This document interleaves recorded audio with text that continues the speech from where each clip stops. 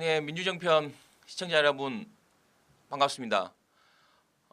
2018년 1월 24일 문재인 대통령 생일날 김현성의 실검연구소 오늘도 어김없이 9시 30분 바로 시작하겠습니다.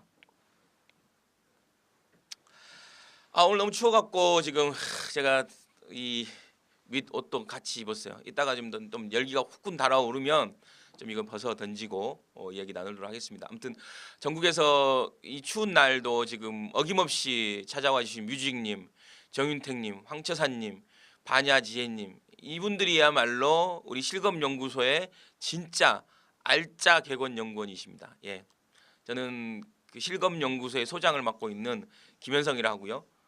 여러분들은 바로 이 실검연구소의 객원연구원입니다. 김현성의 실검연구소는 여러분들에게 늘 말씀드리다시피 하루 한 주간의 하루의 시작을 과거에는 신문을 보고 했다면 지금은 여러분들 그 노트북이나 모바일 핸드폰을 가지고 실검을 보면서 하고 있지 않습니까? 아무튼 오늘도 그 실검을 같이 보면서 제가 뭐 얘기 드리다기보다는 여러분들과 함께 객원 연구원들도 왜 이게 실검입니까?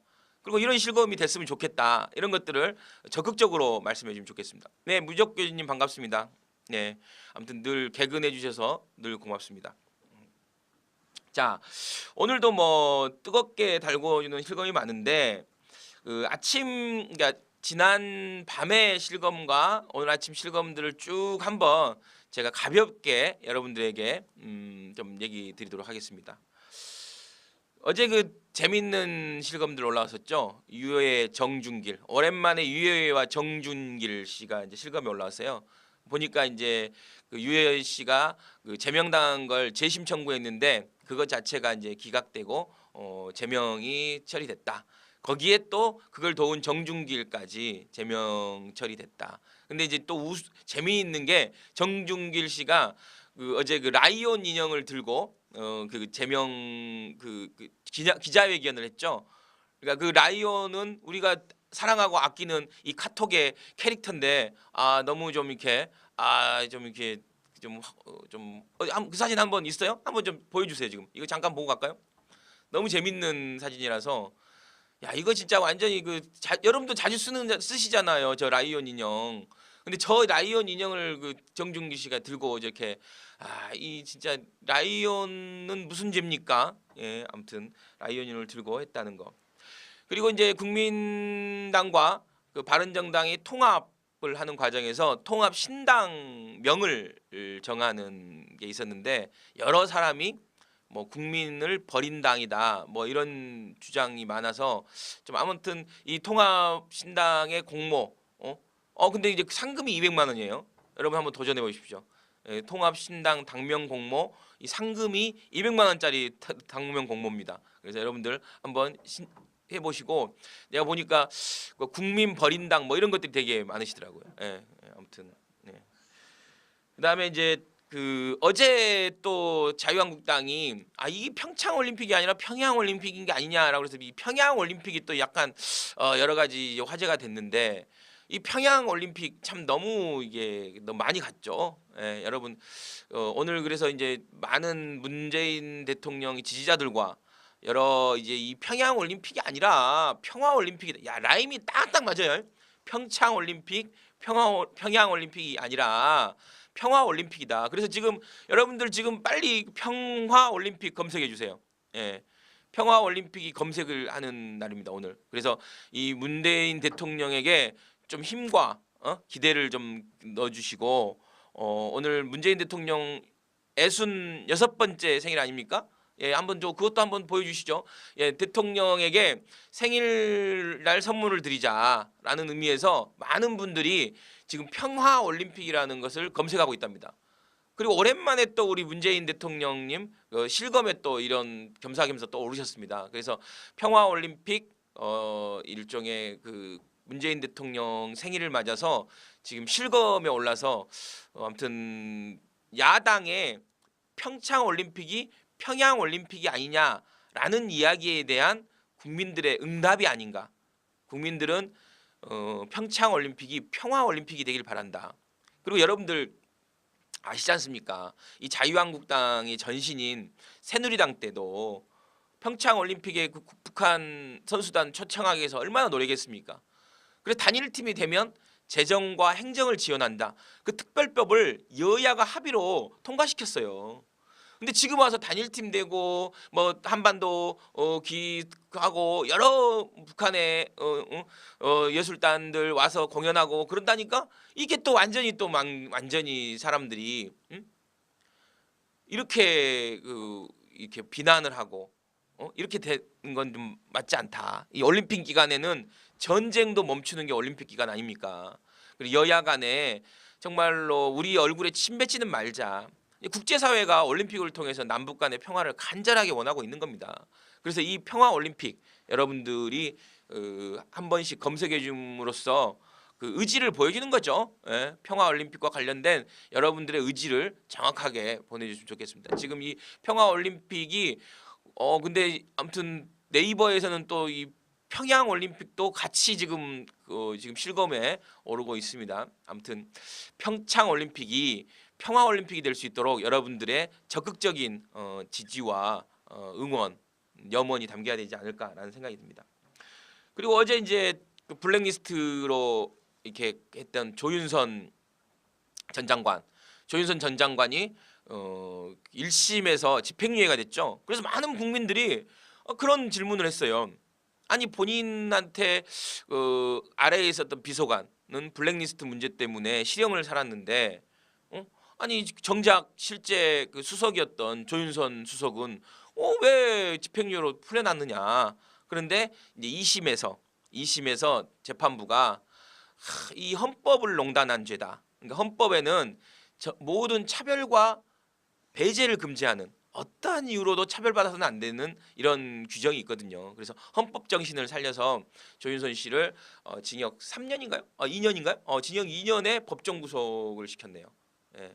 아무튼 파사 현정 올해 이제 교수신문에서 이 사특한 것을 깨트리고 바른 것을 밝힌다 해서 파사 현정을 올해의 사자성어로 얘기됐지 않습니까? 그래서 그 파사 현정의 마음이 담긴 것이 아닌가라는 생각이 듭니다. 그리고 또 어제 이제 그 원세훈 씨 특활비 관련해서 여러 가지 얘기들이 또 많이 나왔죠. 원세훈 부인이 나와서 이제 뭐 그 특활비와 관련돼서 여러 가지 변명을 했는데, 근데 이제 그 당시에 여러분들 부동산 거래를 했다는 거 아닙니까? 한 15억짜리 강남에 집을 샀는데 그 집을 사는 과정에서 현금을 바꿨답니다. 여러분 부동산 거래 해보셨죠? 부동산 거래 해봤는데 현금 가지고 뭐 이렇게 거래합니까? 그래서 현금을 가지고 왔는데 그것을 그러니까 현금을 세는 개수기까지 갖다 놓고, 개수기가 1분에 뭐 1000장 정도 셀 수 있다는 걸 그러던데요. 아무튼 그러면 한 10여 분 이상을 그 개수기로 5만 원권을 가져갔으면 10여 분 이상을 개수기로 세서 거의 억 단위의 돈을 현금으로 줬다는 그런 얘기가 있었는데, 그것을 이제 원세훈 씨 부인이 나와서 변명을 하는 과정에서 변명을 하는 과정에서 여러 가지 좀 이야기가 있었죠. 다행히 그래도 침묵하고 있는 것보다는 뭐 본인이 어떤 걸 했다라고 얘기하는 게 뭐 문제를 풀어나가는데 좋지 않을까. 그리고 이제 계속 정두원 씨가 이제 경천동지할 만한 일이 있다. 경천동리할 만한 일이 3가지가 있다. 여러분들 생각은 어떠세요? 이 지금까지 나오지 않은 지금까지도 사실 경천동지할 일이죠. 아니 국민이 낸 세금을 가지고 댓글 공작을 하고 그걸 가지고 사적으로 유용하고 뭐 이런 여러 가지 이런 걸 보면 경천동리할 일이지만 더한 경천동리할 일이 뭐가 있을까? 여러분들의 생각을 좀 듣고 싶습니다. 이 정두원 씨가 얘기한 경청동지할 일 3가지, 이건 참 뭘까? 아니 근데 정두원 씨도 뭐 그때 좀 얘기 좀 하시지. 지금 와서 이게 막 권력이 무너지고 힘이 없으니까 얘기하는 뭐 이런 것도 있지만 정말 지금까지 나왔던 거 이상의 MB의 경천동지할 일은 뭐냐? 이따가 제가 이제 여선 의원이 나오면 한번 또 원시인 마냥 현금으로 부동산 거래. 그렇죠. 우리 아묵룡님 뭐 부동산 거래 해보셨을 거 아닙니까? 저도 뭐 부동산 뭐 몇 번 전세도 살아보고 집도 사보고 그랬지만 정말 현금으로 주는 경우는 흔하지 않는 일이고 그게 뭐 예를 들면 현금으로 줘야 될 수밖에 없는 뭔가 사연이 있는 거 아니냐. 그것도 몇 억대나 낸 돈을. 그리고 또 어제 또 나와서 변명한다는 게 현금으로 월급 국정원장 월급을 현금으로 반을 받고 계좌로 반을 받았다. 야 이건 진짜 저도 공무원 해봤거든요. 아니 그때 원시 시대도 아니고 요즘에 그 현금 월급을 현금 주는 사람이 어디 있습니까? 여러분들 현금 봉투에 받습니까 월급을? 그렇지 않지 않습니까? 근데 그런 변명이라고 하고 있는 거죠. 그래서 아무튼 여러 가지로 뭐 다행스러운 건 그래도 대거리라도 하면서 변명을 하는 건 좋은데 좀 말이 되는 걸 해야 되고 그리고 아무튼 이런 것들 다 지금 검찰에서 밝혀내야 됩니다. 원세훈 원장은 그때 스탠퍼드 대학에 200만 불 준 것도 그렇고 펜트하우스 만든다고 그 개조하는데 인테리어 10억 쓴 것도 그렇고 아무튼 여러 가지로 좀 문제가 많은 것 같습니다. 그리고 몇 가지 이제 생활이 될 만한 그 소식 전해드리며 이 암호화폐 관련해서 실명거래제 30일부터 그러니까 아예 거래소를 폐쇄하는 극단적 조치는 좀 이렇게 정부 안에서 좀 이렇게 좀 잠잠해진 것 같고 암호화폐와 관련돼서 실명거래제가 30일부터 시작됐답니다. 그래서 실명을 가진 사람들만 이 암호화폐를 구입할 수 있다라는 얘기 드리고요. 정부의 26일부터 정부의 임대료가 5% 이상 올릴 수 없다. 여러분들 그 젠트리피케이션이라고 그래서 아니 어떤 그 골목이나 이렇게 잘 되면 기존의 그 건물주가 완전히 조물주가 돼서 건물주만 돈 버는 이런 상황. 그래서 좀 된다 싶으면 이 임대료를 올리고 그래서 이제 5% 이상 임대료를 올릴 수 없는 26일부터 그렇게 된다고 그러고요. 음주 단속과 관련돼서 굉장히 강화된다. 지금은 0.05일 때만 정지가 되는데 이제 앞으로는 0.03 그러니까 어떤 술이든 한 잔만 마시면 지금까지는 맥주 한 잔 마셔도 괜찮은 0.05는 그런데 어떤 술이든 한 잔만 마셔도 단속에 걸리는 그래서 아예 술을 하지 않아야 되는 이 상황이 벌어지게 됩니다. 예, 오늘 그 우리 여선웅 의원도 잠깐 이제 오늘 이제 여러분들 약속드린 것처럼 오늘 오늘의 실거민으로 여선웅 구의원, 여선웅 의원과 그다음에 김영덕 그 평화연구소장님, 한반도의 평화를 연구하는 김영덕 소장님 같이 모셨습니다. 자, 같이 뭐 여선웅 의원님 들어오시죠. 예, 김영덕 소장님 뭐 오셔요. 빨리 지금 신발을 벗고 계십니다. 예, 여러분들 깜짝 놀랄 만한 두 분 여러분들 앞에 이제 들어오십시오. 예.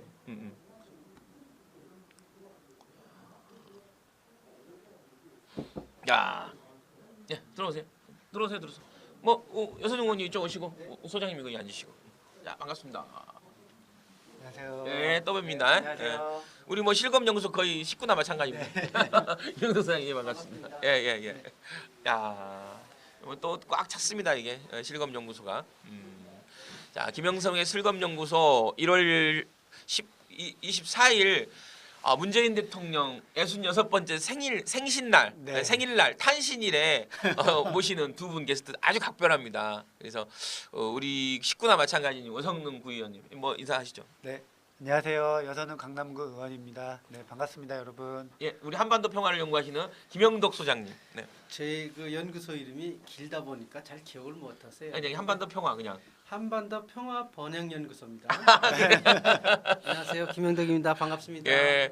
자, 우리 그 여선웅 의원은 몇 번 검색을 했으니까 네. 오늘 한번 그 김영덕 소장님 한번 검색을 한번 해보겠습니다. 우리 그 실검 방식으로 한번 검색을 해요. 김영덕 이렇게 검색하면 혹시 본인 이름을 검색해 보신 적 있나요? 제 이름은 그렇게 검색해서는 안 나오고요. 안 나오네요. 제 이름하고 연구소를 같이 매칭해서 검색해야 나옵니다. 그러면 김영덕 한반도 평화 번영 연구소. 한반도 평화 번영 연구소. 평화 번영 연구소. 여러분도 한번 검색해 보세요. 예. 같이 검색하면 됩니다. 자, 이게 탈북자시죠, 그러니까 네, 그렇습니다. 저는 예, 예. 탈북자라는 어감이 안 좋습니다. 아, 저는 그래요?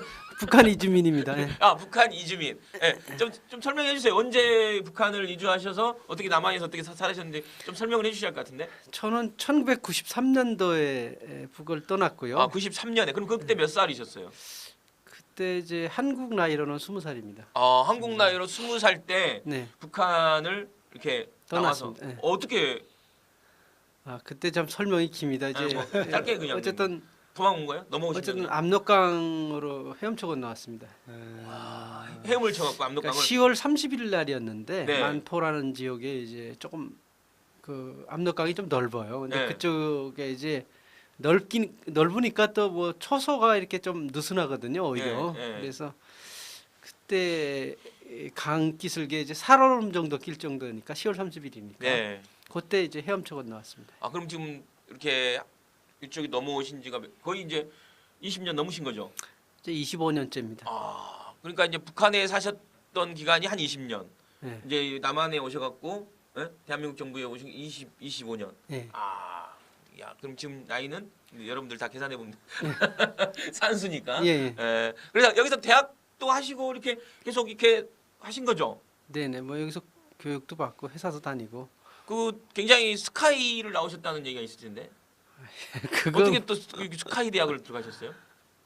그걸 뭐 글쎄요. 그 북한 주민들은 교육 기회를 많이 주죠. 일반적으로. 예. 그래서 예, 이제 예. 뭐 지금 요새 북한 주민들한테 주는 기회라는 거는 사실은 교육 기회가 유일하다고 보시면 돼요. 35세 이하에는. 예, 예. 네, 그 이후 분들은 사실 우리 사회 보통 그 주민들하고 비슷한 협력과 보호가 되고 있고요. 네. 그 35세 이하의 분들은 교육 기회를 한 번씩 줍니다. 이제 그 부분에서 제가 혜택을 받은 거죠. 예. 그래서 한반도 번영 평화 번영 연구소. 평화 번영 연구소. 네. 이건 뭐 어떤 일을 하는 연구소입니까? 그럼 잠깐 뭐 소개를 해주세요. 아니, 아. 오늘 처음 오시니까 여선웅 의원님은 두 번이나 나오셔갖고 네, 그냥 네. 우리 아유. 많이 이제 얘기하셨으니까. 네, 이제 저는 이제 남한에 와서 원래 대학에서는 경영학을 전공했습니다. 경영학을 네. 전공해서 이제 회사 다니면서 이렇게 좀 잘 살아볼까 이렇게 생각하고 왔는데 근본적으로 저희가 갖고 있는 정체성이 있잖아요. 네. 그래서 왔다는 정체성. 네, 그리고 그런 부분들이 사회생활할 때 제가 느끼기에는 네. 이 분단이 국보가 안 되고서 우리가 할 수 있는 일이라는 게 상당히 제한적이겠구나 네. 이런 생각이 들었고 또 하나는 분단이 사실은 남북 관계를 실제보다는 상당히 왜곡해서 활용하는구나 이런 생각을 들었어요. 왜냐하면 북에서도 그걸 정말 처절하게 느껴서 왔는데 네. 남한 역시 그 분단을 이용해서 잘 이렇게 정치 체제를 유지하는 체제구나 이런 느낌을 받은 적이 많아요. 예를 들어서 북한에 대한 약간 뭐 적대적 공존 관계 예, 뭐 이런 그렇죠. 얘기. 예, 예. 그런 것들을 많이 하더라고요. 남쪽도. 그래서 그렇죠, 약간요. 그런 부분들을 우리가 좀 해소하는 데 역할을 하지 않을까 싶어서 연구소를 열었고요. 그런 삶이 제가 또 남한에 사는데 조금 더 보람이 있지 않을까 예. 이런 책임감도 있어서 뭐 연구소를 열어가지고 2005년도에 열었습니다. 그래서 뭐 한 10여 년 됐네요. 한 3, 4년 됐습니다. 네. 아무튼 오늘 그 원래는 우리 김영덕 소장님은 다음 주 월요일 모시려고 했는데 이 남북 관계가 그냥 급박하게 급진전되고 있는 상황에서 너무 이제 늦게 월요일까지 가기 어렵다. 그래서 이제 급히 오늘 그냥 빨리 보시자 그런 겁니다. 예, 예. 그리고 우리 여선웅 의원님과 우리 김영덕 소장님은 그 추미애 당 대표의 특보 역할 네. 하고 계신 거죠 지금? 두 네. 분, 네, 네. 두 분 아시는 관계잖아요. 네, 그렇습니다. 모른 척 하지 마시고 잘 알고 있- 잘 알고 잘 있는 있습니다. 관계잖아요, 그렇죠? 네. 예. 그래서 아무튼 오늘 그 여선웅 의원과도 좀 이렇게 급변하고 있는 지금 남북 관계를 예측해보고 여러 얘기를 좀 한번 여러분들과 나눠보도록 하겠습니다. 자, 우리 그 먼저 여선웅 의원님 네. 지금 하나 좀 이렇게 아침에 제가 잠깐 이게 브리핑처럼 네. 실검 브리핑처럼 이렇게 쭉 해드렸거든요. 네, 네. 어제 뭐 유여의 뭐 그 제명과 관련 재심 각하라든가 뭐 네. 여러 가지 얘기하는데 그 중에 이제 가장 어제 지금 오늘 지금 실검에서 가장 화제가 되는 게 평화 올림픽과 평양 올림픽이에요. 네. 그러니까 지금 아마 어제 자유한국당이 아 이게 무슨 평창 올림픽이냐, 이거 평양 올림픽 아니냐. 네. 라고 이제 프레임을 더 씌운 평창 올림픽에 대해서 얘기한 내용인 것 같아요. 애선 의원님 그거 어떻게 생각하세요? 아니 과거에 자유한국당도 어떻게 보면 단일팀 만들려고 막나 했는데 못한 거지 않습니까? 네, 결국은. 네, 그렇죠. 예. 그 장재현 대변인이 이제 뭐 지난주에 벌써 이미 좀 그런 공격 프레임을 설정을 해서 네. 계속 이제 평양 올림픽 이야기하고 있고 오늘 새벽에는 그 평양 올림픽이 네이버 실시간 검색어 1위에도 올랐었거든요. 그렇죠. 지금도 지금 네이버에는 평양 올림픽이 1위지만 6위에 지금 평양 네. 올림픽이 있어요, 여전히. 네. 저거를 지금 이제 그 누군가가 조직적으로 계속 해가지고 올렸다. 뭐 이런 얘기가 있는데 어쨌든 평양 올림픽이라는 그 용어를 네. 지금 저쪽에서 계속 많이 사용하고 좀 퍼뜨리려고 네. 지금 공세를 이제 퍼붓고 있는 실제 상황입니다. 예를 들면 평양 올림픽이라고 불릴만 합니까? 내용은 어떠세요? 아니 전혀 그렇지 않고 저는 네. 그 보수 야당의 주장이 조금 앞뒤가 맞지가 않는 게 네. 그러니까 북측이 이제 와가지고 체제 선전이 된다, 네. 활용하고 있다 이렇게 이제 이야기를 하는데 네. 실제로 이제 그 북한에서 대규모 한 200~300명 그 남측에 이제 그 대표단들이 오잖아요. 그렇죠. 이제 선수는 한 22명이 오는 네. 것 같고 응원단 포함하니까 뭐 한 500여 명 되는 것 같은데요. 500여 예술단 명, 뭐 이렇게 네, 응원단, 해서 보면. 예술단 포함해가지고 네, 네. 숫자가 어마어마한데 그렇죠. 그 한 500명이 되는 북한 사람들이 남한의 우리나라 대한민국의 상황을 보고 오히려 북한에 퍼뜨리고 가면은 네, 그게 네. 더 지금 우리한테 더 이득이다. 네. 지금 대북 확성기 때문에 뭐 우리 아이돌 노래 나온다고 해서 그것 때문이라도 엄청나게 피해를 보고 있다고 하는데 네. 그 500명이 발전된 우리 한국 사회를 보면은 그게 이제 더 퍼져나가서 네. 오히려 우리가 이득이고 또 하나는 저기서 이제 그 뭐 우리 남측에 우리 남한에 그 뭐 파견단이 와가지고 그게 이제 활용되고 있다. 네. 우리가 이제 보고 인기가 많고 뭐 이러면은 이제 오히려 체제 선전을 활용하고 있다고 하는데 네. 우리도 북한에 저 음. 마식령 스키장에 지금 파견 가가지고 지금 점검하고 있잖아요. 그렇죠. 실무단들이 그렇죠. 네, 네. 그쪽에 있는 사람들이 와가지고 남한 사람들이 이렇게 잘 사네, 때깔 좋네. 네, 이게 네. 보면은 오히려 또 그 반대 효과도 있는 거고 네. 왔다 갔다 서로 하고 있는 건데 네. 그게 단순히 평양 올림픽이라고 하는 거는 진짜로 정치적 이익을 위해서 네. 공격하는 거고 실제로 저는 그게 도움이 안 될 거란 게 강원 도민한테 분명히 이거 심판받을 프레임이다 이렇게 생각합니다. 아니 소장님 그 이렇게 그 야당에서 공격하는 가장 포인트가 결국은 뭐 비핵화 논의 없이 예를 들면 뭐 이렇게 평창 올림픽에 초청만 하고 체제를 선전하는 장으로 만드는 거 아니냐 뭐 이런 논리가 있어요. 뭐 소장님은 어떻게 생각하세요? 평창에서 하는데 왜 평양 올림픽이라고 할 필요는 없죠. 네, 그럴 게 없고 사실은 그거는 어떻게 보면은 북한을 과도하게 이제 얘기해서 자기 가까이 오셔야 할 것 같은데 잘 안 들릴 것 같아. 예, 저기 뭐 사실 우리 스스로를 비하하는 용어이기도 해요. 그럴 네, 필요가 네. 없는 거죠. 예, 그는 예. 자신감 없는 사람들이 하는 얘기고. 그렇죠. 그리고 뭐 우리가 주최하는 행사에 북이 온다 한들 예. 그것이 뭐 북의 영향을 받을 거라고 저는 보지는 않고요. 네. 아까 이제 여원님 말씀하셨지만 예. 예전에 북에서 그 89년대 13차 세계 청년학생 축전이라는 걸 했습니다. 그렇죠. 그렇죠. 그때 이제 남쪽에서 대학생이 파견 왔는데 예. 북은 이제 남한 학생들이 북을 동경해서 왔다고 선전했지만 예. 저는 그때 이미 북한을 떠나가겠다고 마음 먹었습니다. 남한 학생들을 보고. 왜냐하면 남한 체제를 그때 우리가 잘 몰랐는데 예. 순전히 뭐 그때 임수경 예, 예. 씨 전 국회의원 했던 예. 서울에 가면서는 거짓되면 욱실욱실하다고 가르쳐졌는데 예. 그분들을 실제 평양에서 어떻게 미디어로 봤을 때는 예.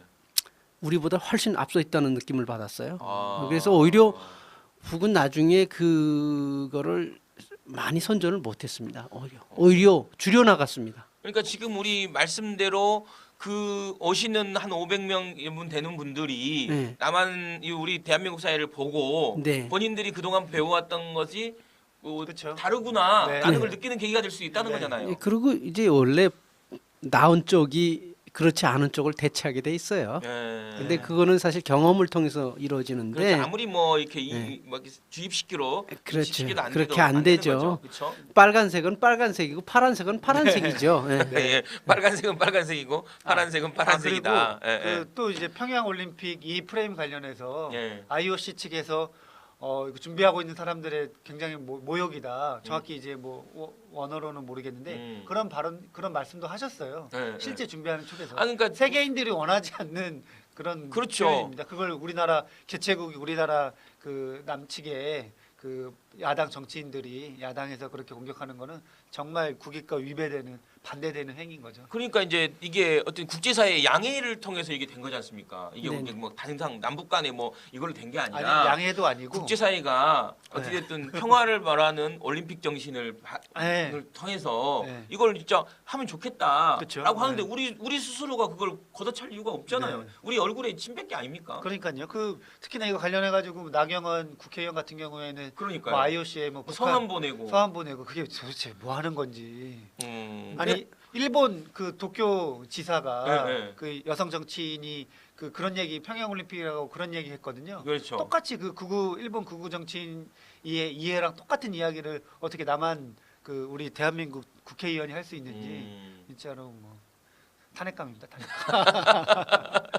국민소환감. 지금 나경원 의원과 관련된 청원이 20만 건이 그쵸. 넘었어요, 사실. 네. 이제 청와대 이 청원에서 그래서 청와대가 이제 답을 해야 되는데 사실 이제 뭐 예측되는 건 이 뭐 위원과 관련된 올림픽 위원과 관련된 것은 올림픽 조직위원회에서 하는 몫이라서 대통령이 이제 이렇게 하기는 어려운 상황이긴 한 것 같아요. 근데 아마 이걸 보면 국민들이 이 부분에 대해서 그렇게 생각하지 않다라는 걸 보여주는 하나의 상징적인 사건인 것 같아요. 네, 아니 적어도 그 IOC 그 평창 올림픽 위원 자격은 적어도 없는 거고 네. 실제로 그 또 이제 더 나아가서 들어가면은 국회의원 자격도 없는 거죠. 작년에 그 평창 평화 올림픽 특별법 통과시켜가지고 이거 지원하기로 했잖아요. 보여주세요 이걸 화면에다가 23만 23만 건이구나. 명. 굉장히 잘못됐죠. 아니 근데 네. 그 지금 저희가 마식령 스키장에 이제 실무단이 점검하러 갔는데 네. 우리 기자들은 같이 갔겠죠? 아니 풀단 정도는 가지 않았을까요? 소식이 잘 안 들려서 우리 소식은 그렇게 뭐 그 현성월 단장 내려와 가지고는 뭐 오믈렛을 먹었니 뭘 먹었니까지 다 들었는데 그렇죠, 그렇죠. 실제로 북한에서 지금 분위기가 어떤지 마식령 스키장이 뭐 좀 어떤 상황인지 네, 궁금하거든요. 네. 그렇죠, 그렇죠. 국민으로서 거기 가서 훈련도 한다는데. 우리 점검단이 지금 올라갔죠? 예, 갔고요. 그리고 네, 또 미국의 NBC 방송이 한 따라갔습니다. 아 같이 네. 주간 방송사 저 음. MBC가. 예, 아무튼 지금 뭐 두 분 다 이 평창 올림픽을 평화 올림픽으로 운운하는 것은 굉장히 어떤 우리 스스로가 우리 국격을 낮추는 굉장히 아니 올림픽 기간에는 전쟁도 멈춘다는데 이 여야 간의 정쟁으로 이렇게 끝내버릴 것 같아서 그리고 지금 아무튼 지금 적폐청산과 관련돼서 이명박 전 대통령 문제, 특활비 문제도 되게 지금 옥죄이고 있는데 과연 이걸 보호하기 위한 또 물타기가 아닌가라는 생각도 좀 이렇게 뭐 들기도 하고 막 그렇더라고요. 저는 왜 지금 이 시점에서 과거에 어떤 이 단일팀과 관련돼서거나 응원단과 관련돼서 지원하겠다라는 특별법도 만들고 그랬지 않습니까? 바로 작년이고요. 그리고 네. 특히나 그 박근혜 전 대통령 시절에 네. 그 북한이랑 이제 이명박 이후로 북한이랑 사이가 굉장히 안 좋았는데 대통령이 느닷없이 그게 최순실 작품이라도 이야기가 있는데 네. 통일 대박 이 통일 그렇죠. 대박을 외쳐가지고 네. 갑자기 모든 그 자유한국당 국회의원들이 금방 통일이 될 것처럼 통일되면 뭔가 다 이길 것처럼 그렇게 이제 뭐 선전하고 또 보수 언론에서는 통일 펀드 뭐 이런 것도 모금하고 막 그랬었는데 뭐 순간 지금은 갑자기 또 말 바뀌는 거니까 그렇죠. 아니 이거는 진짜로 강원도민한테 첫째로 심판받아야 됩니다. 그렇죠. 평창 올림픽이 조금 불상사가 일어나거나 어쨌든 실패하면은 모든 책임은 지금 야당에게 있습니다. 네. 맞아요. 국제사회의 이런 어떤 여망과 기대에 어긋나지 않는 평창 올림픽 됐으면 하는 바람입니다. 우리 소장님 현성월 씨 보신 적 있어요? 북한에서? 뭐 저는 TV에서만 봤죠. 아 북한 TV 북한에 네. 있을 때. 아니 아니, 북한에 그때는- 있을 때는 이게 유명하던 사람이 아닙니다. 제가 이전 20년 아, 전인데. 어리니까 그때는 뭐 아니 근데 이번 현성월 씨 이렇게 이게 점검을 하고 이게 남한에 우리 대한민국으로 네. 왔는데 그거 뭐 어떻게 보도나 이런 태도에 대해서는 어떻게 보세요 좀? 너무 지역적인 뭐 이런 것들만 너무 이렇게 의미부여가 되고 뭐 신상 잡기로 가는 것 같더라고요. 그렇죠. 네. 사실은 뭐 온 걸 그대로 그냥 태연하게 받아들이면 되는데. 그러니까요. 네, 근데- 그리고 이제 의미를 좀 살려야 되는데. 네. 예. 이게 한국의 언론이라는 게 사실은 그 지나친 측면이 있어요. 특히 민영 언론 같은 게 자유가 있으니까. 예. 특히 북한에 관해서는 너무 지나친 측면이 있어요. 그래서 그분은 원래 이미 처형됐던 사람입니다. 조선일보에서 처형됐다 뭐 그랬었거든요. 그렇죠. 그 당시 그때 현송월 씨 처형됐다. 뭐 무슨 뭐 이게 뭐 무슨 뭐라고 뭘 했다고 뭘 찍었다고 무슨 음란 뭐 비디오를 음란 비디오 찍어서 찍었다고 뭐 뭐 이렇게- 기관총으로 이렇게 처형당했다고 그렇죠. 그랬었거든요. 그게 얼마 몇 년 전이죠, 사실. 예. 그런 사람이 그거를 온 거예요. 그거를 우리나라 가장 그 1등 신문이라는 조선일보가 냈었어요. 그렇죠, 그렇죠. 그런데 뭐 그 아무런 얘기도 사과 없이 없이 그것도 맞아요. 아, 지금은 또 이제 신상 잡기로 나선 거죠. 네. 근데 예, 예. 이런 부분들은 사실 우리나라의 어떤 품위를 상당히 떨어뜨리는 것 같아요. 북한이 봤을 때는 그렇죠. 사실 남한이 모든 면에서 앞서 있음에도 불구하고 이런 것들이 사실은 우리나라의 국격이나 우리나라의 전체적인 수준을 낮게 보게 만드는 거예요. 왜냐하면 북한은 언론의 비중을 되게 크게 인식하거든요. 북한 주민의 입장에서는. 네, 네. 근데 남한에서 조선일보 쪽에서는 자기네 신문이 1등 신문이라고 그러거든요. 예. 1등 신문이 이런 거짓말을 그냥 백지에 해버리니까 예, 예. 아마 이런 부분들이 오히려 북한이 남한을 무시하게 만드는 하는 요인이 되지 않을까 그렇게 생각합니다. 되게 황당했을 것 같아요. 소장님 최근에 전 궁금한 게 이제 북한 이야기 소식도 계속 꾸준하게 이제 들으시는 거죠? 예. 아니 그 TV 같은 데서 이제 그 휴대폰으로 이렇게 촬영도 하고 그렇다고 하는데 네. 그러면은 그 북한산 휴대폰으로 이렇게 스마트폰으로 촬영하고 동영상 찍고 그런 다 할 수 있습니다. 지금 한 400만 명이 스마트폰 갖고 있고요. 네. 북한도 이제는 웬만한 거는 찍을 수 있습니다. 근데 오히려 우리가 이게 공포 분위기를 조성하면 남한에 방문단이 왔던 분들이 스마트폰으로 촬영을 잘 못할 겁니다. 오히려 그래서 그 좀 할 수 있도록 분위기를 좀 조성해서 많이 찍어가게. 네. 그러면은 이제 그분들이 어쨌든 이게 쉽게 말하면 카메라죠. 네. 카메라를 가지고 내려올 가능성이 있어가지고 어, 남한의 모습들을 다 찍을 그게 있네요. 남쪽에서 허용해 준다면 아마 그건 문제가 없을 겁니다. 우리가 허용 안 할 이유가 없는 거죠, 사실 그러면은 어떻게 보면. 지금 오히려 여기서- 그쪽에서 허용을 안 할 수. 북한에서는 정확하게 안에 이제 스마트폰을 가져오는 거 우리 쪽에서도 양해가 돼야 되니까. 아, 그러니까. 그거는 뭐 우리 우리 남북 시선 관계는 거를 찍을 수 있으니까. 어. 그런가? 네네. 그리고 그리고 그런 것들을 우리가 스마트폰 반입하는 걸 오케이 하게 되면 가져올 거고요. 가져오면 예. 찍을 수도 있을 어, 겁니다. 그러면 이제 그게 또 이게 더 아니 그 확산기를 무서워하는데 지금. 그렇죠, 그렇죠. 근데 그 사진이 몇 장 찍은 사진이 거기다가 퍼지면은 예. 아닙니다. 북한이 퍼지진 않고. 그걸 관리하겠죠. 그렇죠. 당연히. 북한도 관리하겠죠. 근데 우리 쪽에서 오히려 겁을 줘서 못 찍게 하는 경우가 많다는 거죠. 아 그래요? 오히려 우리는 열어줘야 되는데. 그렇죠. 우리야 뭐 다들 이유는 없을 것 같은데. 그러면 북한은 예. 이렇게 그 통신하는 게 네. 전화하고 이렇게 하는 게 자유롭나요? 그 개인끼리? 개인끼리 전화는 오래전에 자유가 됐고요. 그래요? 2000년 저희가 정보가 진짜 어디? 2000년 이후에 북한은 가정용 전화가 다 나왔었어요. 음. 일반적으로. 근데 우리는 80년 이전에 다 났죠. 그죠? 네. 가정용 전화가. 네, 네. 북한은 2000년 이후에 가정용 전화가 전국에 다 깔렸다고 보시면 되고요. 아, 지금 휴대폰으로 전화하는 과정이 있고 휴대폰은 전체 인구의 한 4분의 1 정도 휴대폰이 휴대폰을 갖고 있죠. 400만 대가 지금 보급됐으니까요. 아무튼 오늘도 여전히 뭐 바램님 들어와셨고 트탄님, 사재환님 얼어붙은 남북 전국의 평화통을 위해서 어떤 시작점 불씨가 되어야 된다. 황처사님도 이제 들어오셨고, 무적교주님, 꼬꼬야옹님도 들어오셨습니다. 늘 보시는 분, 예, 바램님 게이버, 우리 아는 얘기죠. 예, 댓글 지금 계속 아무튼 네이버에서는 지금 평화 올림픽과 평양 올림픽이 참 팽팽하게 지금 맞서 한번 보여주실래요? 지금 제가 보고 있는 화면 보여주시면 돼요. 예. 저기 보면 지금 평양 올림픽이 1위인데 평양 올림픽이 2위네요. 2위에 지금 있어요. 그러니까 약간 지금 약간 양측간에 약간 기싸움을 하고 있는 게 아닌가 싶네요. 예. 계속해서 이제 1위로 계속 지금 유지해 오고 있는 거고 어디 평양 올림픽 한번 볼까요? 평양 올림픽은 아마 아침에 올라온 것 같아요 지금. 예, 정치 프레임에 말린 거죠. 근데 제 생각엔 그래요. 그러니까 이게 프레임이 걸린 느낌이 네. 들어요. 아 이게 계속 이게 아래에 있다가 지금 계속 팽팽하게 지금 내려갔다 이렇게 계속 유지하고 있네요 지금. 예. 근데 평양에서 하지 않는 올림픽을 왜 평양 올림픽이라고 합니까?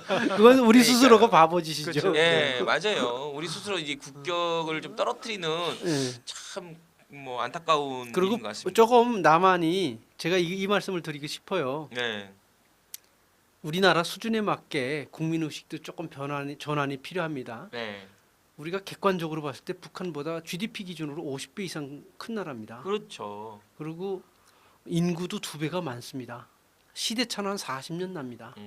이 정도 나면은 좀 여유 있게 북한을 하고 이 만날 자신감. 이 필요가 있어요.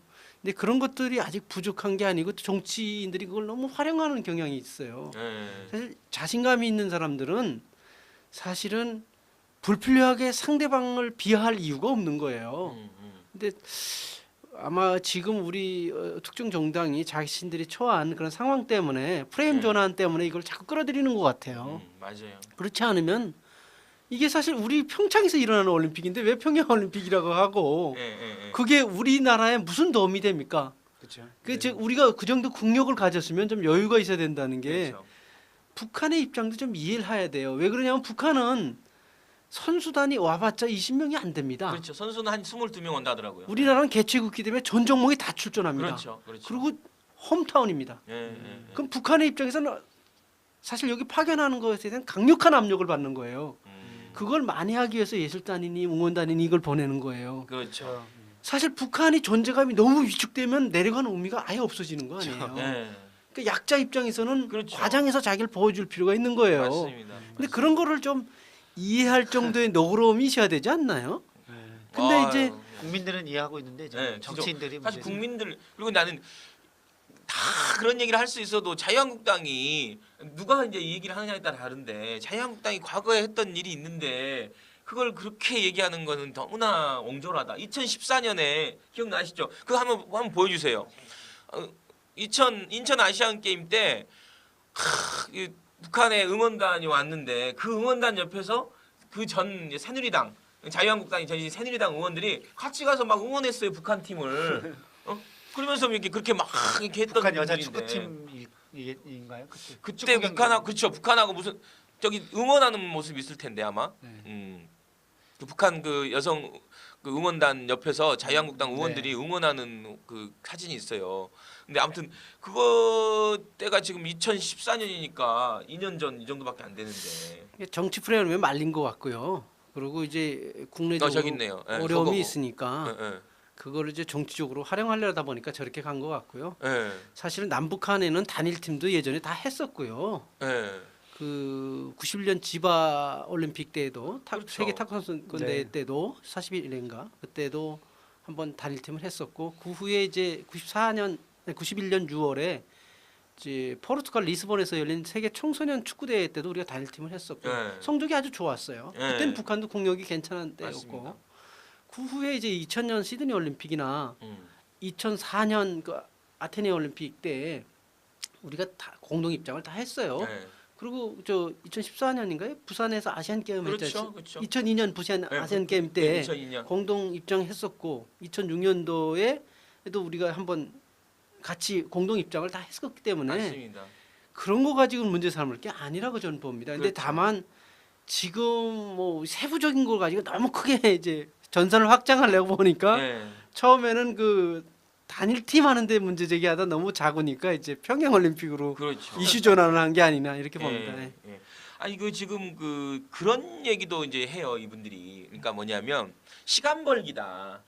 북한의 전략은 전략은 바뀌지 않고 전술은 바뀌었다. 시간 벌기다. 그러니까 핵 개발을 위한 뭐 시간 벌기다. 그걸 우리가 용인해 주는 거 아니냐. 이런 논리에 대해서는 어떻게 보세요? 그것도 뭐 국가니까 전략이 있어야죠. 예, 예, 그리고 그거 전략을 우리가 감안해서 우리가 대응을 해야 되는데 예. 대화로 올 때 발길을 찰 필요는 없다고 보거든요. 그렇죠. 네, 저는 그 북한의 전략적으로 움직이는 건 아주 정상적이라고 보고요. 예, 예. 그 전략을 감안해서 우리도 짜야 되겠죠. 그런데 일단 대화하자 그럴 때 물 뿌리거나 이럴 필요는 없다고 봐요. 대화는 받아주면서 예. 그러면 너희한테 이런 것들이 필요하다는 걸 전달해 줄 필요가 있는 거지. 그 자체를 뿌리칠 이유는 뭐가 있나요? 사실은 어떤 사안에 대해서 충분한 의사소통하는 게 매우 중요합니다. 의사소통이 안 돼서 대부분이 갈등이 일어납니다. 그건 기업 간, 개인 간, 국가 간 모든 게 마찬가지입니다. 네. 그래서 저는 일단 북한이 제어하는 거는 오케이 수용할 수 있는 그런 아량이 필요하고 그리고 우리가 이런 입장을 갖고 있다면 충분히 우회적으로 전달할 필요가 있어요. 그대도 그런 선택을 하는 건 어쩔 수 없는 거죠. 근데 그 자체를 우리가 거절할 이유는 지금 없다고 보는 거죠. 그러니까 비핵화와 한반도 평화가 네. 우리의 그 변할 수 없는 목적이고 목표이긴 하지만 거기로 가는 방법은 여러 가지 방법이 있는 거잖아요. 네, 맞습니다. 네. 말씀하신 대로 뭐 그런 당연히 이제 뭐 그런 걸 우리가 감안해서 그 우리가 이제 외교 전략이든 어쨌든 북한에 대한 북측에 대한 그런 그 길을 네. 차근차근 이제 닦아야 되고 또 하나는 그 시간 벌기 시간이 오래되면은 지금 오히려 좋은 거 아닙니까? 네, 시간 거기서 이제 계속 시간 벌기 하면서 하다가 계속 녹여내는 거죠. 그냥 그 우리 햇볕 정책처럼 예. 계속 대화하고 결국은 지금 북한이 이렇게 태도를 좀 약간 바꾼 거지 않습니까, 김 소장님? 네. 예, 태도를 좀 바꾼 거는 일종의 트럼프 대통령의 제재와 압박과 우리 문재인 대통령이 그 가운데서도 이제 대화 노선을 견지한 이것이 좀 인정받았다고 볼 수 있는 건가요? 네, 그렇죠. 근데 북한 지도부가 생각하는 건 어떤 건가요? 예를 들면 예측해 보면. 제 생각에는 우리가 처음에 입장을 가졌던 게 압박과 대화를 같이 병행한다 그랬거든요. 네, 그렇죠. 근데 뭐 결과적으로 계속 압박하고 있고 유엔을 통해서 네, 북한이 대화로 나왔기 때문에 뭐 저는 결과적으로 성과가 있는 게 아닌가 이렇게 생각합니다. 일단 네. 대화한다 그랬으니까 오는 거지. 그렇죠. 대화 안 한다 그랬으면은 강대강으로 갈 가능성이 높았죠. 예. 근데 일단 대화하고 압박하겠다 그랬잖아요. 예. 그러니까 미국 쪽에서 압박을 해줬고 우리는 대화의 문을 열어놔줬기 때문에 왔기 때문에 예. 원하는 대로 왔어요. 다만 이제 앞으로 의미 있는 대화로 진전하는 데는 다른 도전이 있을 겁니다. 예. 북한이 어떤 원칙을 갖고 있는지 그걸 좀 들어볼 필요가 있죠. 들어볼 필요가 있고, 근데 우리 북한이 원하는 걸 우리가 줄 수 있을 때 대화가 의미 있는 결과로 진전될 것이고, 예. 우리가 줄 수 있는 게 없다면, 예를 들어서 북한이 원하는 게 북미 수교예요. 평화협정하고 이런 걸 줄 수 없으면서 걔네한테 변화를 요구하는 거는 그건 뭐 사실 미국도 우리도 그건 강제할 수 없습니다. 그건 해포기를 못하게 하는 겁니다.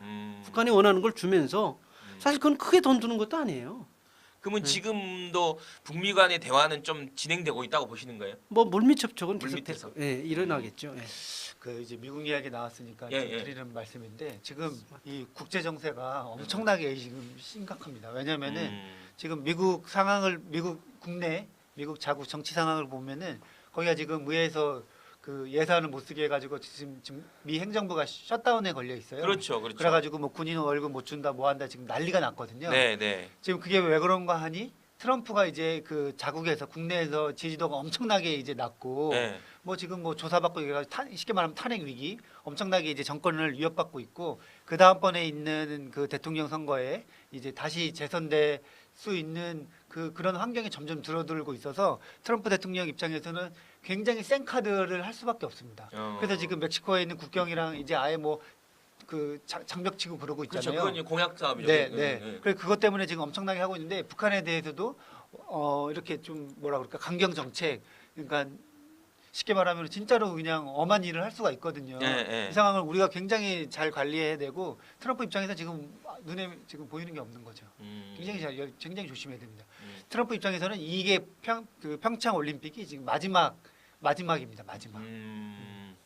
지금 그 미국이 지금 어찌 됐든 우리 스탠스에 지금 따라오고 있는 거잖아요. 그렇죠. 그렇죠? 네, 우리가 운전대를 잡은 거죠. 그래서 이제 그 조수석에 앉아서 오는 건데 네. 좀 소장님은 어떻게 보세요? 예를 들면 이제 평창 올림픽 기간이나 아니면 평창 올림픽 이후에 과연 이제 남북 관계든 북미 관계든 이런 북한을 둘러싼 이런 그 강대국의 이런 관계들이 이 기조로 계속 갈 수 있을 것이다 보시는지 아니면 좀 뭔가 북한이 또 다른 이제 전술을 가지고 나올 수 있을 거라고 보시는지 좀 뭐 예측을 한다면 어떻게 보세요? 글쎄 저는 뭐 그건 뭐 강대국들도 그렇고 예. 모든 국가는 자국의 이익에 의해서 다른 국가의 뭐 그 상황들을 다 활용하거든요. 그렇죠. 미국은 한반도에서 전쟁을 일으키든 혹은 평화로 대화로 가든 그런 네. 부분이 자국의 이익을 결부시켜서 생각할 수밖에 없어요. 예.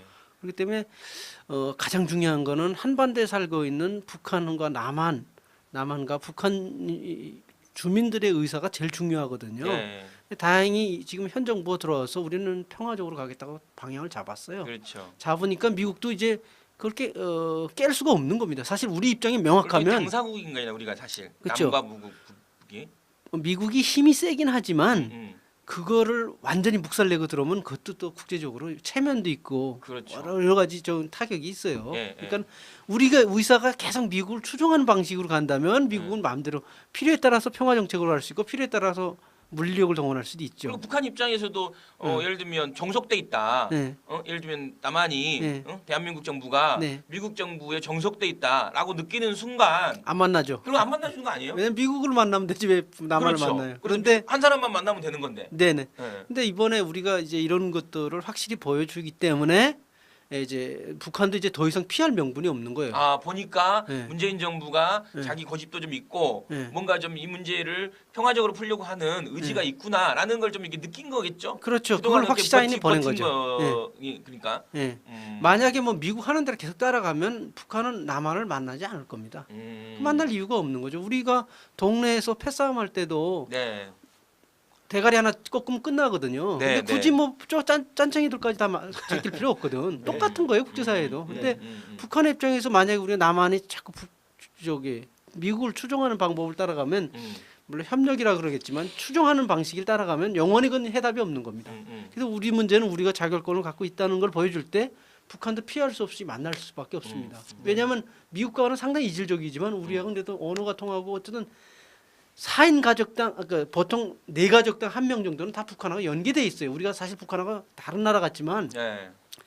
국민들 4가족당 1명은 멀게 한 4천 이내에 다 연결이 돼 있습니다. 남북한은 그걸 피할 수 없는 겁니다. 여 의원님은 이후에 평창 이후는 아니 평창 네. 그 중간이든 예를 들면 이 부분에 있어서 예측하거나 아니면 평창이라는 그 플랫폼을 이용해서 남북 관계의 진전을 위해서 어떤 게 필요하다고 보세요? 좀 저는 이제 평창 이후를 네, 조금 어렵게 보고 있는데 아주 왜냐면 이제- 낙관적이지만 않다. 네. 그 이후에 남아 있는 게 이제 어쨌든 올림픽이라는 그 모두가 다 이제 그 평화를 외칠 수 있는 분위기가 있었다면은 그 이제 분위기가 어쨌든 이제 끝나고 네. 그 끝나고 뭐 남북 군사회담이니 아니면은 뭐 이런 것들 실제로 이제 그렇죠. 우리가 그 맞닥뜨려 있는 문제가 있기 때문에 그 문제를 그 좀 해결함에 있어서 굉장히 좀 어렵지 않겠나 그런 거 또 하나랑 아까 제가 그리고 말씀드린 우리가 또 지방선거 선거를 앞두고 네, 있는 거잖아요. 네. 미국의 정치 상황 네. 그런 것도 있을 수 있고 근데 이제 희망적인 거라고 보면은 어쨌든 북측과 남측에서 서로 이제 교류를 하면서 육로가 벌써 2개나 이제 네. 뚫렸잖아요. 네, 네. 그거는 굉장히 의미가 있고 이거를 바탕으로 계속 조금 더 교류할 수 있는 분위기는 좀 만들어야 된다. 그 마식령 스키장 같은 경우에도 조금 좀 활용할 수 있는 부분을 계속 활용하고 또 이번에 이제 뭐 개성공단으로 올라가는 길도 이제 뭐 금강산 관광 네, 뭐 이런 것들이 지금 열렸는데 그거를 계속 추진하면서 지금 우리가 남북에 맞닿아져 있는 북핵 문제를 해결하는데 조금 이제 좀 갑자기 뭐 하면은 이걸로 좀 그 분위기를 받쳐주고 여기가 경색 때문에 이걸로 좀 풀어줘가지고 아 우리 이거 하고 있는데 좀 합시다 뭐 이렇게 하는 분위기로 좀 나아갔으면 좋겠습니다. 네. 저는 이제 남한이나 미국이 네. 과도하게 북한에 대해서 압력을 가하지 않으면 저는 평창 올림픽 이후에 남북 관계는 상당히 긍정적으로 보고 있습니다. 일단 북한이 핵을 보유했다고 완성했다고 선언했거든요. 그러니까 더 이상 테스팅할 수가 없는 거예요. 근데 외부 사회에서는 추가적으로 실험을 하지 않는 한 계속 압박을 넣을 명분이 없습니다. 근데 이제 그게 좀 약간 불씨가 될 수 있는 부분이 하나 또 남아 있는 게 한미 군사 훈련이 있습니다. 범죄 그렇죠. 되는. 이 연기한 거죠. 일종의 연기한 건데 평창 올림픽 기간에 하지 이걸 않겠다. 재개한다 그러면 이건 다시 스파크로 이어질 수 있습니다. 근데 그렇지 않은 한 음. 사실 북이 이제 핵 완성을 선언했는데 다시 한다는 건 명분이 없거든요. 그래서 그거 남북 관계는 우리의 입장에 따라서 조금 이렇게 순조롭게 끌고 갈 수 있는데 근데 자칫하다가 그 상황을 인정하는 것 자체가 네. 핵보유 지위를 인정하는 거 아니냐 이렇게 또 논란으로 갈 수 있지 않나요? 그런데 그렇다고 그걸 포기시키려면은 네. 우리가 아까도 말씀드렸지만 반대급부를 줄 수 있어야 돼요. 그래서 우리가 주라는 건 단순한 거예요. 북한하고 정상적인 국가 관계를 맺으라는 거예요. 그 평화협정을 체결하라는 건데 음. 뭐 그런 것들을 간에 미국 간의 갈등조는 있겠죠. 음. 그렇지만 그걸 안 주면서 북한한테 이제 그 핵을 포기해라 이렇게 하는 거는 그거는 현실적으로 가능한 얘기가 아니죠. 예. 지금 이제 중국에서 얘기 나오는 게 북한 문제의 본질적인 해법은 이제 육자회담 플랫폼이다. 네. 뭐 이게 육자회담이 가장 좋은 플랫폼이다. 뭐 이런 네. 얘기 하거든요. 네. 그러면 이제 평창 이후에 이런 육자회담과 관련된 전망은 어떠세요? 뭐 이제 아까도 말씀드렸지만 추가적으로 남쪽이 미국과 합세해서 압력을 가하지 않는 한은 추가적으로 평화적인 대화 테이블로 갈 수도 있다고 저는 보고 있습니다. 근데 이제 그 훈련을 어떻게 하냐 문제겠죠. 예. 계속 압력을 가하면서 핵을 포기하고 나간다 그러면 다시 강대강으로 갈 가능성도 배제할 수 없습니다. 그럼 어떤 그러니까 이 대화가 네. 남북 간의 이런 대화가 육자회담으로까지 가기 위해서는 북한 아니 우리 남한 정부 그러니까 대한민국 정부와 미국 정부의 태도가 중요하다. 네네. 뭐 그런가요? 그러니까 예를 들면 한미 군사 훈련을 재개하는 순간 또 한 번 경색될 수 있다. 뭐 이런 북한도 핵 개발 다시 시험을 하겠죠. 추가적으로는 저는 할 거라고 보거든요. 아니, 우리 쪽 북한에서 그렇게 하자고 하는데 이쪽에서 이른다 그러면 그때 명분이 있으니까 뭐 추가적으로 어떤 도발을 해도 우리가 할 말이 없는 거예요. 예. 근데 이제 이쪽에서 추가적으로 압력을 느낄 만한 행동을 안 하는데 북한도 섣불리 그런 쪽으로 지금 못 갈 겁니다. 지금 대화 경로는 들어왔기 때문에 일단은. 더 진전되기는 어렵다라는 건가요? 네, 그렇습니다. 음. 근데 북한이 지금 가진 게 유일한 전략적 우위가 핵무기인데 핵무기라고 하는데 예. 그거를 먼저 포기하고 나올 가능성은 전 제로라고 봅니다. 그거는 우리가 좀 북한을 너무 이게 늘 환상적으로 느끼는 건데 네. 이 남북 관계 이제 특히 북한의 핵 문제와 관련돼서는 예. 뭐가 먼저냐? 네. 예를 닭이 먼저나 알이 먼저나 뭐 이런 식의 논쟁 같아요. 네네. 그러니까 예를 들면 북한의 핵을 통해서 이제 이걸 포기하면 이게 먼저 하면 우리가 이렇게 해주겠다라는 거라든가 아니면 우리가 이렇게 먼저 해줄 테니까 핵을 포기해라. 이게 이런 뭐 이게 약간 뭐가 먼저냐? 핵 포기가 먼저냐? 뭔가 지원이 먼저 이런 식의 약간 서로 묘한 기싸움이 있고 과거에 이제 육자회담으로 풀었던 제네바 협정에서 이제 뭔가 그 북한이 핵을 포기하고 광범위한 국제사회의 지원이 있었지 않습니까? 근데 이제 그 이후에 또 북한이 이 문제와 관련해서 이 신뢰를 못 한다는 얘기도 나중에 나왔잖아요.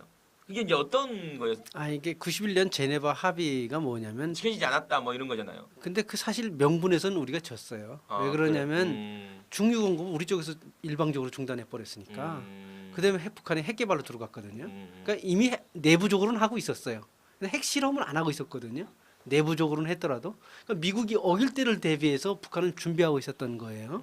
근데 우리가 중유 공급을 딱 중단한 순간 바로 핵 개발로 들어간 거죠. 핵 실험으로. 하고. 예. 그래서 제 판단은 항상 우리가 객관적인 팩트를 가지고 얘기해야 되거든요. 북한도 물밑에서 준비를 하고 있었기 때문에 바로 핵 실험을 할 수 있었던 건 맞는데 네. 그 핵 실험을 하게 된 명분 동기는 누가 제공했나? 우리가 제공했어요. 미국이 제공한 거예요. 미국이 원래는 영변에다 그 원자력 발전소를 지어주기로 하고 그 원자력 발전소 가동 이전에는 50만 도 중유를 주기로 했어요. 이걸 뒤집은 거예요. 부시 정부가 들어와서. 그러니까 북한 입장에서는 너희가 뒤집으니까 우리도 핵실험하겠다 이렇게 들어간 거죠. 사실 그 당시에 그 전체적으로 이게 분담을 한 걸로 보면 한국하고 일본이 제일 많이 하지 않았어요? 한국이 한 80% 했죠. 그러니까요. 네.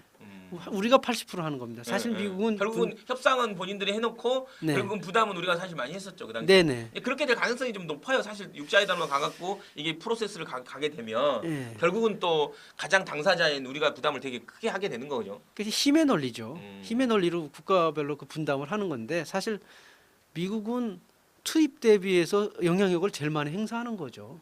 사실 분담 우리 제일 많이 하는 그렇죠. 거고. 실질적인 분담을 우리가 네. 제일 많이 하는 거죠. 우리가 하는 거고 사실 근데 뭐 아쉬워도 그건 현실이기 때문에 우리가 뭐 어쩔 수 없는 부분이 있으니까. 그런데 참 아쉬운 거는 이런 부분을 계속 갈등 구조로 갔을 때 반복으로 갔을 때 남과 북 어디에도 이익이 없다는 거죠. 결국은 국제사회 정치 싸움에 우리가 계속 말려 들어가는 거예요. 그래서 한반도 문제를 항구적으로 정착시키려면 남북 관계를 안정화시켜야 돼요. 관계를 제도적으로 안정화시켜서 적어도 갈등으로 갈 소지를 없애버려야 되거든요.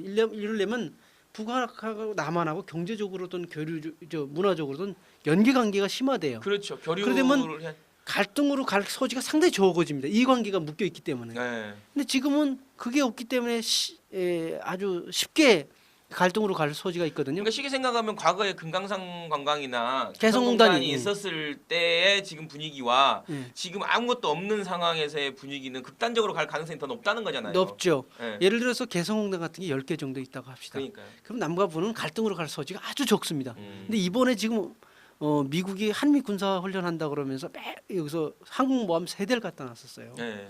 사실 이 내부에 살고 있는 사람은 잘 모르지만 전쟁 일보 직전까지 간 겁니다. 예. 중국에 가면 북중 국경 전 지역에 외국인 출입을 차단했습니다. 중국이 군을 진주시키고 예. 한국인도 접근 못하게 합니다. 그게 무슨 의미냐면 미국이 치고 들어오면 중국도 바로 치고 내려오겠다는 뜻이에요. 압력을 그러니까 사실 우리가 북한 정권을 붕괴시켜서 미국이 우리가 북한을 수복한다 해도 중국이 가만히 있지 않고요. 그렇다면 다시 우리나라가 또 국제사회의 소용돌이 속에 들어가서 그냥 난장판이 되는 겁니다. 예. 그렇기 때문에 이런 문제들을 우리가 주동적으로 완화시키려면 남북 관계가 조금 평화적으로 이렇게 좀 풀려갈 수 있는 상황 조성을 해야 돼요. 예. 그 가운데 평창 올림픽이 딱 생긴 건데 그렇죠. 이걸 다시 정쟁으로 우리가 몰아갈 이유가 없는 거예요. 음. 그러니까 북한을 잘 안내해서 우리 입장도 설명하고 북한에게 우리 남한 안내하는 계기로 활용하는 거예요. 그리고 국제사회의 생각들을 자세하게 설명해주고 북한도 퇴로를 열어줘야 돼요. 그렇지 않은데 어떻게 북한이 이걸 물러섭니까? 상식적으로 생각해야죠. 우리 여기 계신 분들도 마찬가지죠. 여러분들 밖으로 당장 빼야겠다 그러는데 물러설 사람이 어디 있어요? 그 북한은 그걸 물러서야 된다는 논리가 맞습니까? 우리도 그런 걸 할 수가 없는데 왜 우리가 할 수 없는 걸 왜 남한테 요구하는 겁니까? 그러니까 그런 입장으로 우리가 북한을 대하면 돼요. 그런데 이제 보통은 이게 남한에 무책임한 정치인들이 많고 그건 북한에서도 옛날에 그랬어요. 똑같이 나오는 겁니다. 그러니까 북한을 후진국이라고 하면서 북한이 해먹던 거를 남한에서 하는 거예요. 사실 그것 갖고 같은 수준인 겁니다. 이제 남북한 관계를 성숙하게 다뤄갈 때가 됐다고 봅니다. 예. 예. 아무튼 그 남북 관계의 성숙한 진전이 좀 필요하다라는 어떤 김영덕 소장의 아주 열변이신 것 같아요. 예. 예. 아, 우리 오늘 그 여 의원님 네.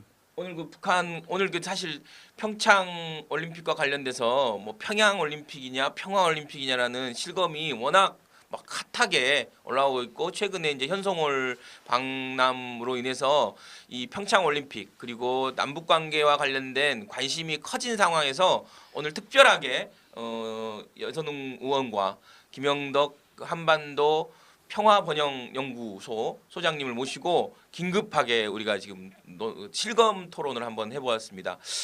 그 마지막으로 어디 우리 그 여 의원님 뭐 특별하게 마지막 하실 얘기 있으시면 그거는 없고요. 제가 이제 생일 축하 메시지라도 하세요. 네, 대통령님 방금 이제 트윗에 올리셨는데 네, 네. 그걸 잠깐 우리가 소개해 주는 제 코너가 이제 아 그래요? 청와대 네, 홍보하는 코너. 네, 청와대 네. 예. 그 트위터 한번 보시죠. 네. 청와대 트위터. 아니 대통령 트위터를 보시면 될 것 같아요. 네, 네. 대통령 트위터 생신 축하 고맙다 이런 네. 메시지를 주셨거든요. 아 방금 올리셨어요? 네, 네, 그러셨네요. 대통령 트위터.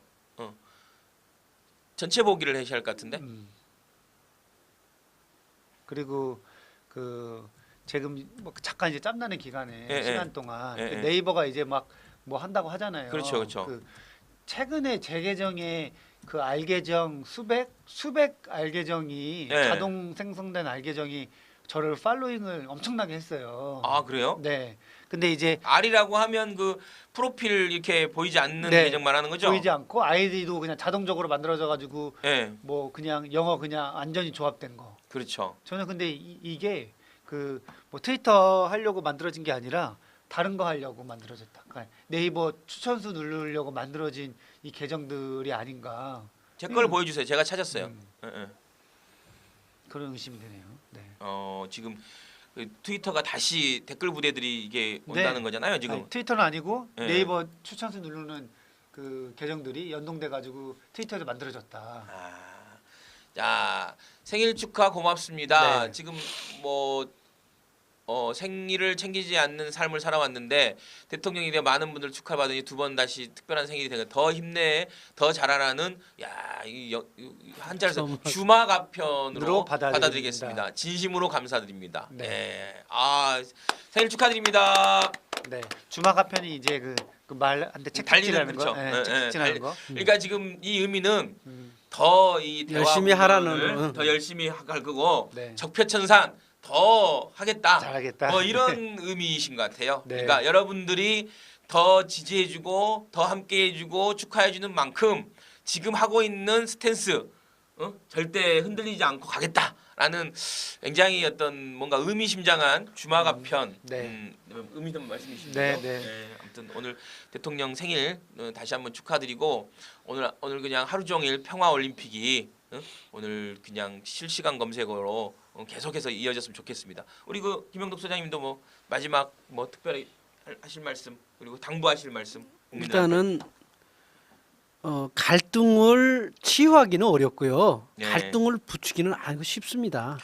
예 맞습니다. 그렇기 때문에 남북한 문제도 가능하면 갈등을 치유하는 방향으로 우리가 접근해 국민들이 성숙도를 가졌으면 좋겠어요. 예.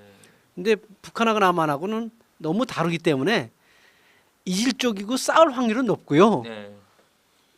공동의 이익을 찾아서 화합하기가 어렵습니다. 이런 부분을 우리가 찾기 위해서 고민을 해야 된다고 봅니다. 예. 북한을 비하하고 비난하는 건 쉽습니다. 음. 근데 그들과 조화롭게 살아가는 건 어렵습니다. 우리가 제가 필리핀에 2년 반 살았습니다만 필리핀 사람하고도 마찬가지예요.